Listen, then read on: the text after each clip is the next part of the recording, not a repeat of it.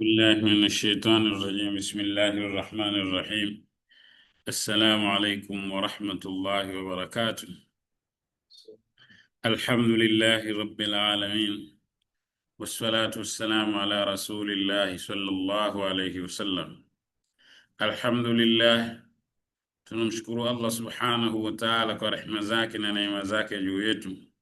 Tunamshukuru Allah subhanahu wa ta'ala kwa taufiki yake kutuwezesha kukutana tena leo katika ukumbi wetu huu, kama inavyokuwa tunakutana kila siku ya Alhamisi kwa siku za kazi. Tunapokuwa ofisini, basi huwa tunakutana tukawa tunakumbushana mawili matatu, na malengo yetu ya kukumbushana, kufahamishana yale ambayo Allah subhanahu wa ta'ala ametuwezesha tuweze kuwa tunayafahamu, basi tunafikishiana na miongoni mwetu ili waweze kupata mawili matatu. Tukiwa tupo katika kitabu chetu cha Al-Lu'lu' wal Marjan, na bado tupo katika kitabu al-Iman, mlango huu unaofundisha adabu na akhlaki ambazo watu wanatakiwa wawe nazo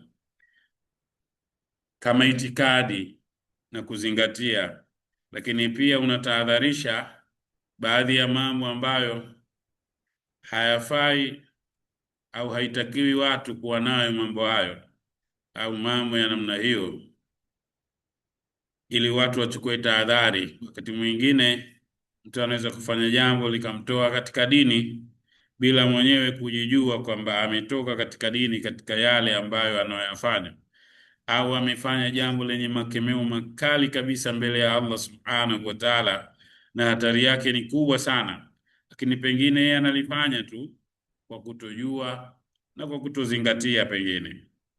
Kwa hiyo huu mlango wa kitabu al-Imani, leo tunatokea hadithi ya 65, mlango wa 44, sehemu ambayo Sheikh ameita mlango babu tahrimi dharbi al-khuduji, mlango unaoharamisha kujipiga piga usoni, wa shaqil juyub, lakini pia kupasua nguo, wa duau bid'ah wal jahiliya, na kupiga mayoe kama vile ya kijahili.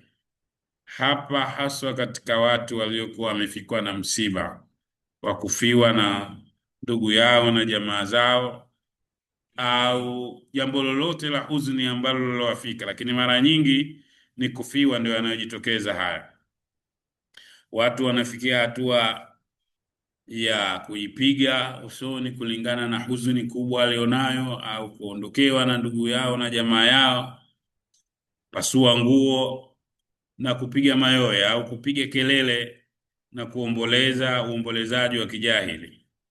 Ijapokuwa yanapatikana kwa kina mama zaidi, lakini hata kwa kina baba vile vile haya wakati mwingine yanajitokeza. Sasa haya yote yanatakiwa yachungwe na watu kuchukua tahadhari, ili yasije yakatufika mabaya au tukawa tupo hatarini. Hadithi imesimuliwa na Abdullah ibn Mas'ud radhiyallahu anhu.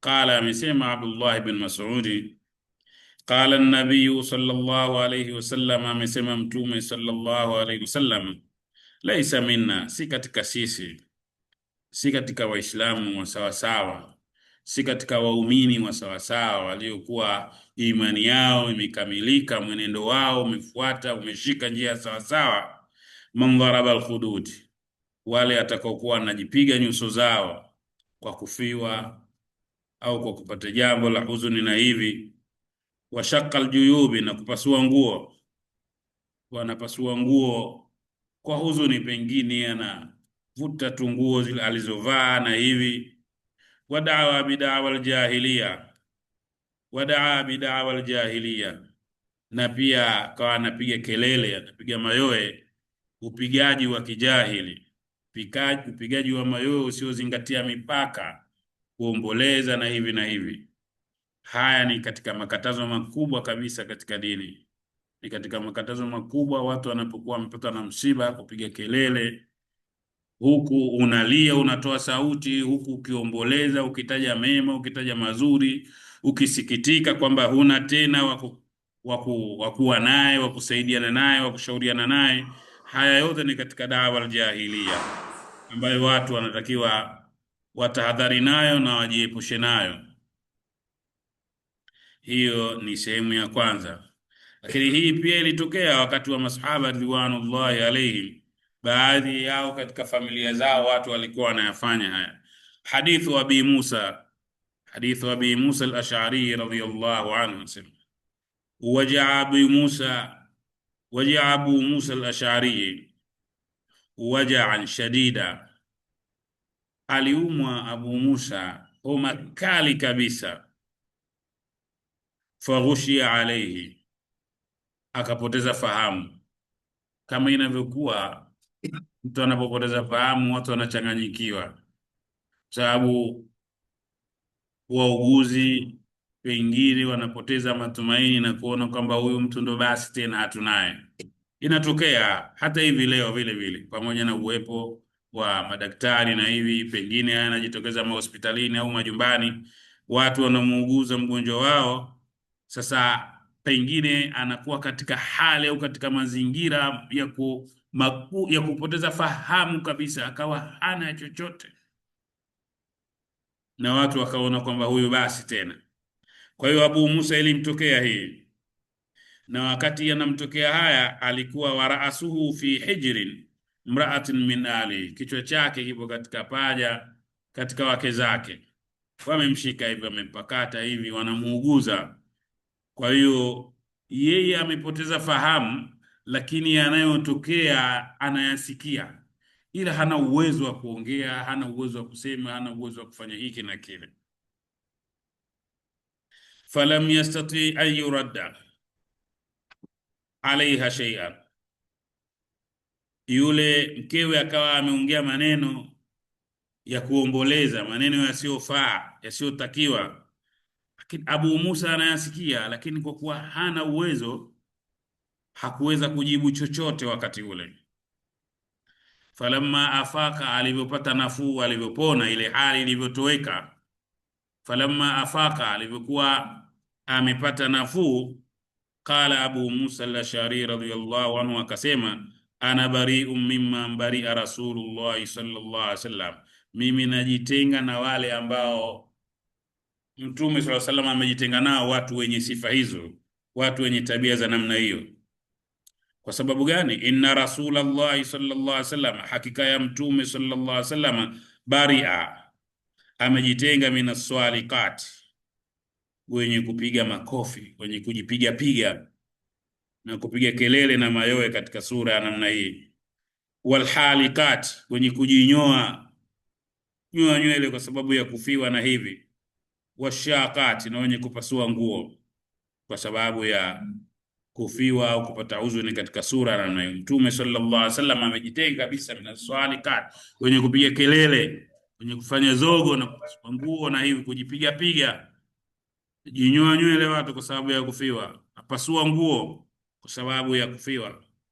Hii ni katika jambo lililokuwa mabaya kabisa. Kwa hiyo tunapokuwa tumefikwa na misiba, tumefiwa na ndugu zetu na jamaa zetu na wake zetu na dada zetu na mama zetu, basi tunatakiwa lazima kuchunga, kuzingatia unavyopiga kelele, unavyolia.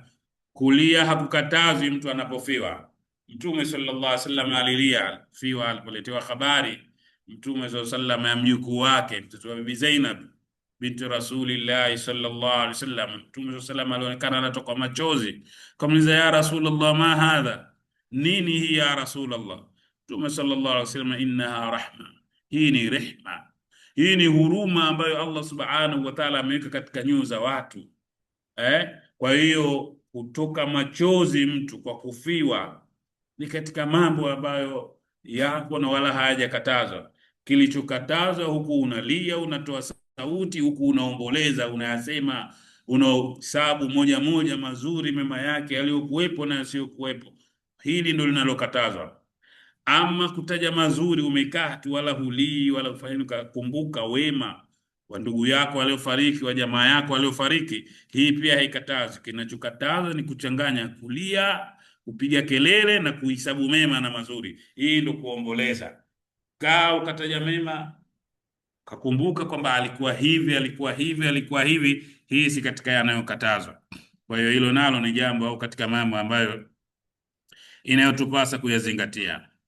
Hapo ilikuwa ni katazo la kupiga kelele, kupasua nguo na kujipiga piga watu wanapokuwa wamepatwa na huzuni na hasa ya kufiwa.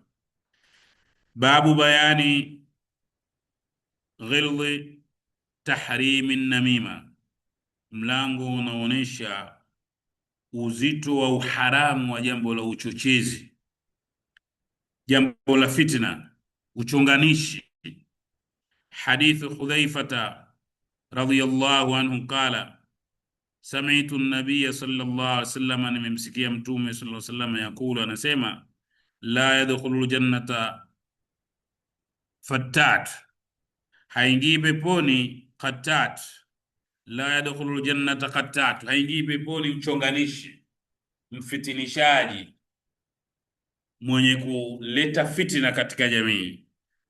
Al-qattatu ni mtu ambaye anahamisha maneno huku na kupeleka kule kwa lengo la kuharibu, kuwavuruga watu, kuwavuruga, kuwagombanisha marafiki, kuwagombanisha ndugu, kuwagombanisha mtu na mke, almuhimu kuleta maneno ya farka yatakayoleta au yatakayoibua taharuki katika jamii, katika familia, katika umma kwa ujumla.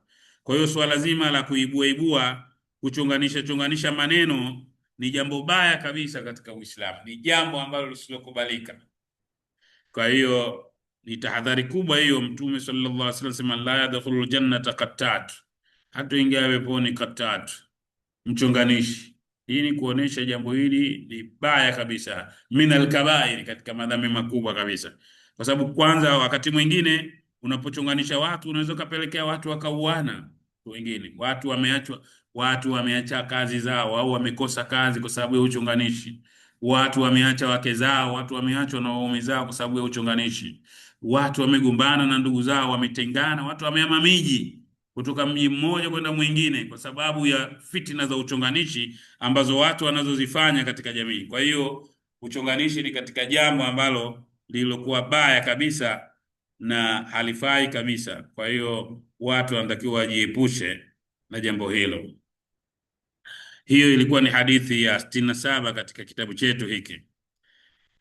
Kisha tunaingia mlango mwingine, babu bayani ghilzi tahrimi isbali al-izari, mlango unaoonyesha uzito na uharamu mkubwa wa kuburuza nguo, walmanni bil atiya, na kusimbulia kwa kile mtu anachotoa, wa tanfiqi sil'ati bil half, na kuuza bidhaa kwa viapo, wa bayani thalathat, na pia hadithi inabainisha watu watatu, alladhina, ambao kwamba la yukallimuhumullahu yawm alqiyama, Allah hatawasemeza vizuri, wala yanzuru ilayhim, wala hatawaangalia kwa jicho la huruma, wala yuzakihim, wala hatawasafisha wala kuwatakasa, wala hum adhabun alim, na wanayo wao adhabu yumizayo.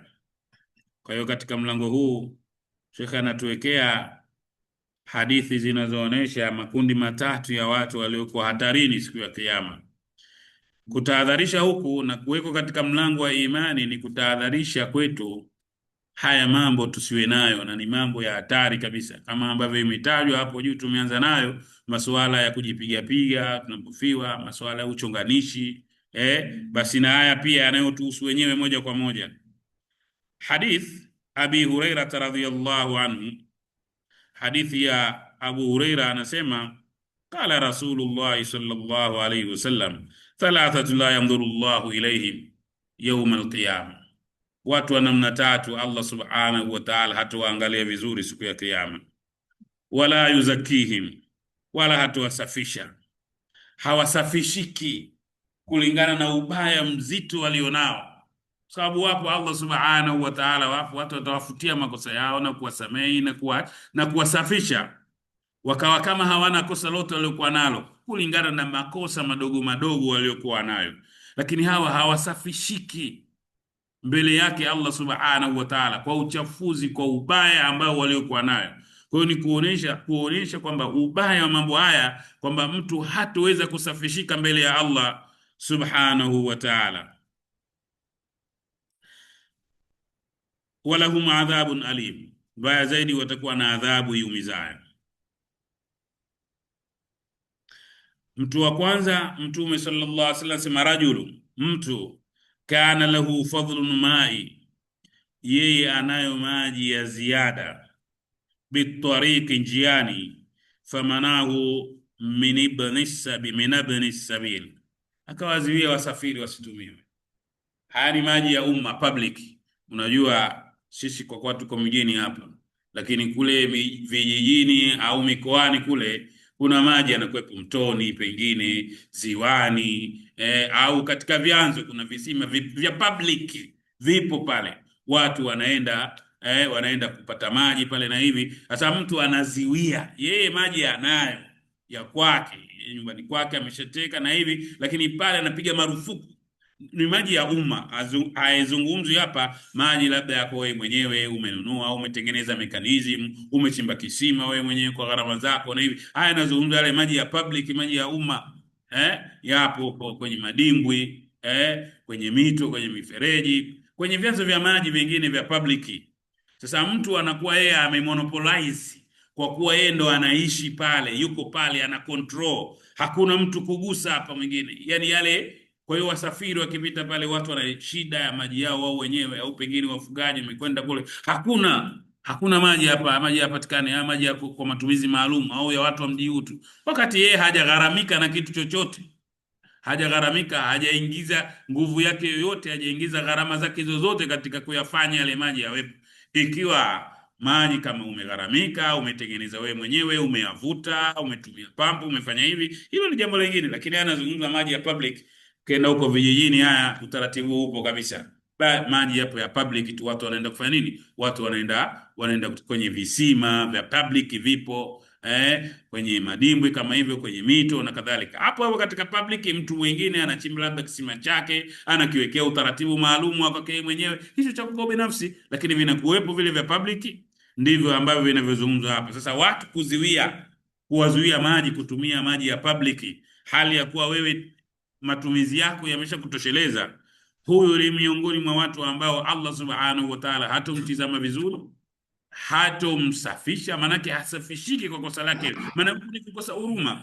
Wasafiri, watu wamepita, wana kiu, watu pengine wanahitaji kupata maji, kuoga au kufua au kufanya hivi, wewe unawakatazia maji. Wewe ni mtu wa namna gani? Maji ambayo wewe hujagharamika kwa kitu chochote, maji ameyaweka Allah subhanahu wa ta'ala, wala hujayavuta wala hujatengeneza jambo lolote, lakini wanatokea. Ukisoma hadithi za namna hii unaweza ukaona hili jambo ni baya, lakini haya ni mambo ambayo katika jamii, au wapo wanajamii wenye kuwa na tabia mbovu za namna hii. Kwa hiyo hili ni jambo baya kabisa. Lakini mtu mwingine, wa rajulun baya imamahu la yubayuhu illa lidunya, na mtu anamkubali, anamtambua kiongozi, hamtambui kiongozi yule isipokuwa kwa maslahi binafsi ya kwake ya dunia.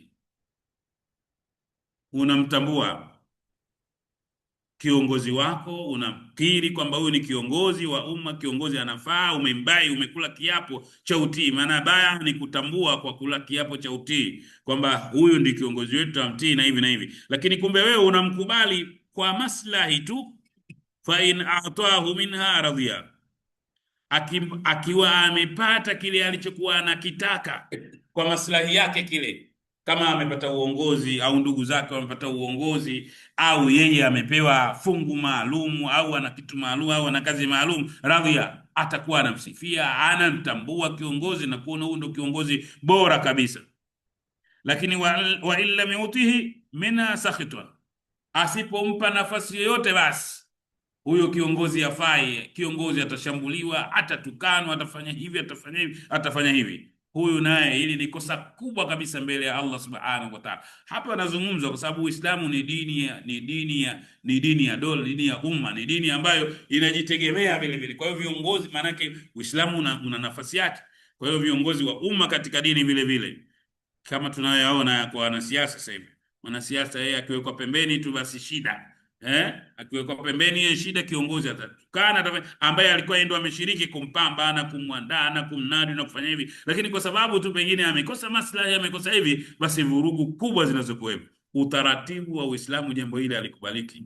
Taratibu wa Kiislamu kwamba ukishambai kumtii na kumsikiliza kiongozi katika yale yaliyokuwa sawa sawa, basi hivi ndivyo namna ambavyo inavyotakiwa. Kwa hiyo ni kosa kubwa kabisa la kumbai kiongozi kwa maslahi ya dunia. Hili ni kosa ambalo lisilosafishika mbele ya Allah subhanahu wa ta'ala. Huyo ni mtu wa pili. Mtu wa tatu, Mtume sallallahu alaihi wasallam anasema, wa rajulun aqama sil'ata ba'da al-asri, na mtu aliuza bidhaa yake baada ya swala la asri. Imetajwa, wanachuoni wameelezea kutajwa baada ya swala la asri kwa namna mbili. Namna ya kwanza sema hundi wakati walala salama.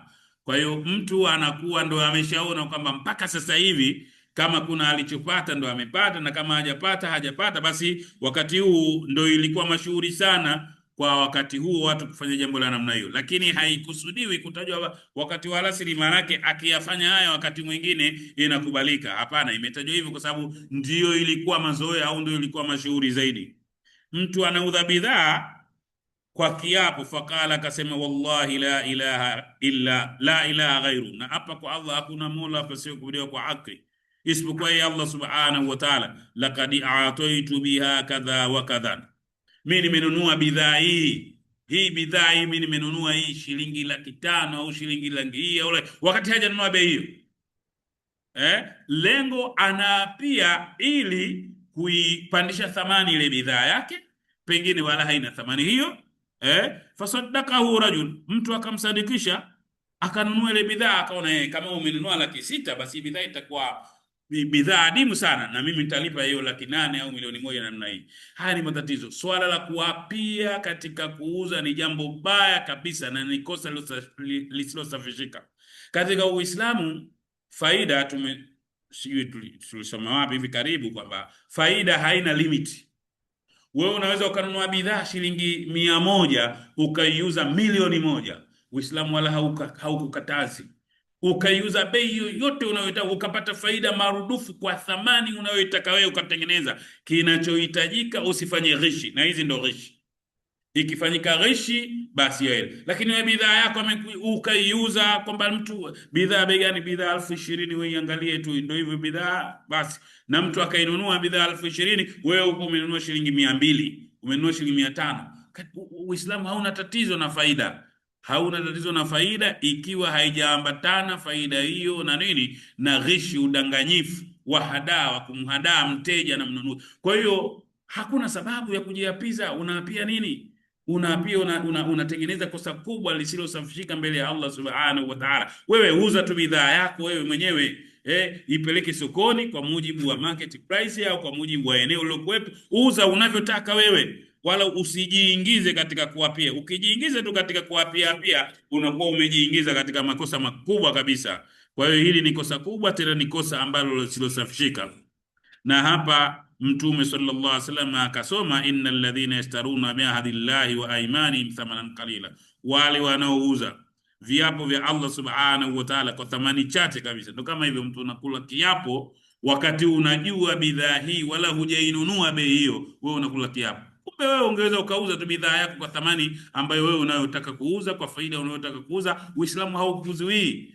Unachokuzuia Uislamu wewe ni kutengeneza ghishi na hadaa, alafu ili upate faida ambayo sio sawa sawa. Lakini unaweza ukauza kwa bei unayoitaka wewe na faida ikawa hata mara 1,000,000 mara ngapi, maadamu hujafanya hadaa. Uislamu wala haukatazi jambo hilo.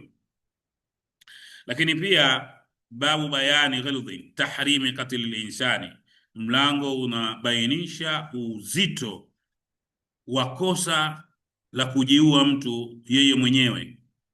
Wa inna man qatala nafsahu, na yule aliyejiua yeye mwenyewe, bishai, kwa kitu chochote, basi udhiba bihi fi nnari, ataadhibiwa kwa kitu hicho katika moto. Wa innahu la yadkhulu aljannata illa nafsa muslim, haingii peponi ila nafsi iliyosalimika na jambo. Siku hizi majanga haya yamekuwa makubwa sana ya watu kujiua. Mtu anajiua mwenyewe kwa kunywa sumu, kwa kujinyonga, kwa kosa lolote lile, pasina pengine, kwa mambo yasiyo na maana yoyote yale, na akidhania kwamba anaenda kule kusalimika. Mwingine anajiua, anaona kwamba mimi sina faida yote hapa, sina, maisha yangu magumu, ni bora nikajiua tu niende zangu akhera. Huko akhera unakujua utafikiaje, utafikia katika hali gani? Kwa hiyo ni hatari kubwa sana ambazo zinazojitokeza, na ndio maana imewekwa katika mlango wa imani, ili watu waweze kutambua kwamba yeyote anayejiua mwenyewe yuko hatarini mbele ya Allah subhanahu wa ta'ala. Na hapa inaingia kila namna, huyo unajitoa muhanga, huyo unajafanya hivi, unafanya hivi, yote hayo yanaingia katika jamii. Hadithu Abi Hurairah radhiyallahu anhu anin nabii sallallahu alayhi wasallam qala man taradda min jabal, atakayejurusha kutoka katika mlima. Kama hivi hapa wakati tuko kule, nakumbuka wakati tuko makumbusho pale, kuna mtu mmoja alijurusha tena, akasema kwamba amekwenda msikitini, maana pale tulikuwa ghorofa ya 16 pale. Wallahu alam, sijui kweli alikuwa aliingia msikitini ile, sijui au basi kaongezwa, mtu kajirusha ghorofa ya 16, kajirusha chini hapa. Sasa haya ni makosa makubwa. Man taradda min jabali, atakayejirusha kutoka juu katika mlima. Umetajwa mlima, maana yake ni kuonyesha sehemu ya juu, anajirusha chini. Fakatala nafsa, akajiua yeye mwenyewe, basi huyo fi nari jahannam, yataradda fi, atakuwa anaporomoshwa kama alivyoporomoka yeye kutoka juu, basi atakuwa na yeye anaporomoshwa katika sura namna hiyo. Khalidan mukhalladan fiha abada, atakaa milele, ukaaji wa milele wa kudumu, sio wa kutoka. Huyo yule aliyojirusha juu. Waman tahassa summa, na atakaye kunywa sumu, akajiua kwa kunywa sumu.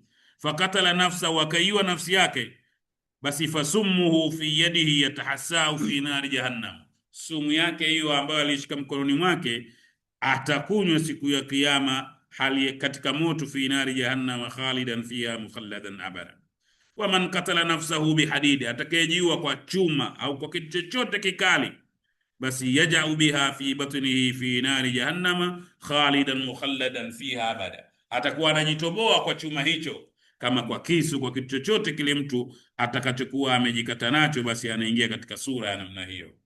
Kwa hiyo hadithi inaziwia na kutahadharisha watu ambao wanaodhani kwamba akijiua anakuwa ameshamaliza matatizo hapa duniani, basi anakwenda kule akhera. Huko akhera kuna mazingira mabaya zaidi, huwezi kujua, usijiharakishe huko.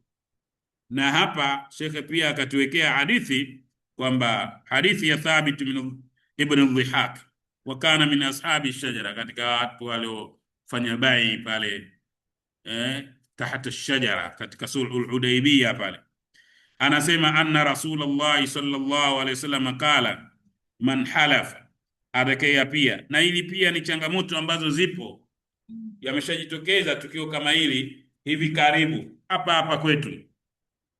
Man halafa, atakayejiapiza ala millati ghairi alislam, akajiapiza kwamba yeye kwa jambo fulani likitokea au kwa jambo fulani lililotokea, na anaapia hivyo kwa uongo, kwa lililotokea kwa uongo. Anajua mtu anasema mimi hili, kama sio labda anasema Juma amekuja mathalan, sema kama Juma akuja, basi mimi sio Muislamu, nitakuwa nimetoka katika Uislamu. Sasa Mtume sallallahu alaihi wasallam anasema atakayejiapiza katika sura ya namna hiyo, fa huwa kama qala, atakuwa kama alivyosema. Kama akijisema yeye ametoka katika, basi kama qala, kama alivyosema, hakuna namna nyingine. Haya matukio yanajitokeza sana. Imejitokeza mtu hapa hivi karibu akasema mimi hapa nitakutoka katika Uislamu ikiwa hivi, sijui mke wangu nitamwacha, sijui nitatembea uchi, nitafanya hivi, nitafanya hivi. Haya ni mambo yanayofanyika, watu wanayafanya haya mambo, maskini ya Mungu, kwa kutojua, lakini tayari ameshakemewa na ni hatari kubwa kabisa. Na ndio maana anatakiwa sasa huyu arudishwe katika Uislamu na afundishwe na aweze kukaa katika mstari wa sawa sawa. Sasa ni mambo ya kawaida tu, lakini watu wanayapuuzia. Kwa hiyo man halafa, mtu yeyote atakayeapia ala millati ghairi alislami, kwamba jambo fulani likitokea. Sura ya kwanza. Sura ya pili, anaapia kwa jambo lililotokea ambalo liko kinyume, halijatokea hivyo, lakini anaapia ili kuthibitisha watu waweze kumkubali, na hali anajua kwamba liko kinyume, haliko katika sura ya namna hiyo. Mtu anajiapia kwamba mimi hivi, hiki kama hakikuwa hivyo basi mimi sio Muislamu, na hali anajua hilo jambo haliko hivyo, basi Mtume sallallahu alaihi wasallam anasema fahuwa kama kala, huyo yupo kama alivyosema. Hii ni hatari kubwa sana, watu wanasema maneno namna hii na kujiapiza namna hii. Walaisa ala ibn adam nadhrun, wala hataki mwanadamu kujiwekea nadhiri fima la yamliku, kitu ambacho hana uwezo nacho, aje kimiliki, kwamba labda mimi nitafunga, nitatoa nyumba fulani, wakati hiyo nyumba wewe huna. Wa man katala nafsahu, na atakayekuwa ameiua nafsi yake bishaiin, kwa kitu chochote fi dunia, udhiba bihi yawm alqiyama, ataadhibiwa kwacho siku ya kiyama. Wa man la'ana mu'minan, na atakayemlaani muislamu mwenzie, fa huwa kakatli, kama vile amemuua tu. Namuapiza maana yake unamuondosha mwenzio katika rehema. Maana yake kumwapiza mtu, kumwambia la'natullah alayhi, Mungu akulaani, maana yake rehema za Mungu zisikufikie wewe. Wa man qadhafa mu'mina, atakayemtuhumu muumini bikufrin, wa ukafiri, basi fa huwa kakatli, kama vile umemuua, maana umemtoa muislamu mwenzio katika nini, katika Uislamu. Sasa haya yote ni katika mambo ambayo ya hatari sana, ni katika mambo mabaya sana ambayo watu hatupasi, tunatakiwa tuyachunge ndimi zetu. Haya mambo ya kidunia, watu wanafadhaika, watu wakapoteza, watu wakajikuta wanajitoa katika sura namna hiyo, ni jambo lilokuwa la hatari sana. Kwa hiyo wanatakiwa watu wazingatie na wachunge wanavyojiapiza. Bado tupo katika mlango wa hatari ya mtu kujiua mwenyewe, na hapa kuna hadithi mbili ndefu kidogo, tunaona tusimame hapa inshallah. Allah akituafikisha tutaendelea nazo wiki ijayo. Kuna watu wanajitolea, wanapigana, wanautetea Uislamu na hivi, lakini mwisho wanakuja wakadhihirika yale ambayo waliokuwa wamefanya. Ndio katika hadithi hizi zinazofuata pamoja na zingine. Kwa hiyo inshallah Allah akituafikisha, hizo tutakuja kutokea nazo wiki ijayo inshallah. Kwa leo tutakuwa tumesimamia hadithi hii hapa ya 70. Tunamuomba Allah subhanahu wa ta'ala kwa taufiki yake atuwezeshe kuweza kufahamu mafundisho katika dini yake na kuweza kuyafanyia kazi. Wassalamu alaikum wa rahmatullahi wa barakatuh. Alhamdulillahi rabbil alamin. Subhanaka Allahumma wa bihamdik, nashhadu an la ilaha illa anta, nastaghfiruka wa natubu ilaik. جزاك الله خيرا.